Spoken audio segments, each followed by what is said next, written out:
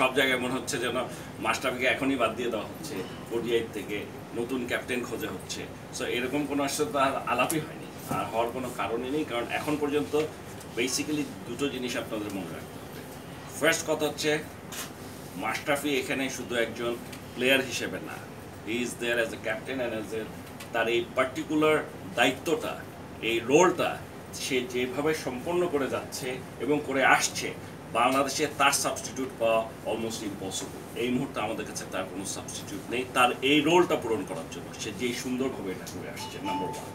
Number two, আপনি যদি পারফরমেন্সের কথা দেখেন, ডেফিনেটলি পারফরমেন্সও যদি আপনি পেস বোলার হিসেবে দেখেন, আমাদের ফাস্ট বোলার যারা আছে তার পারফরমেন্স কিন্তু অনেক ভালো, অনেক ভালো। সো এই মুহূর্তে এটা না, মাথায় সবসময় চিন্তা থাকবে সাকিব চলে গেলে কি হবে, মুশফিক না থাকলে কি হবে, এই চিন্তা তো আমাদের মাথায় আছেই এবং এটা সবসময় থাকবে।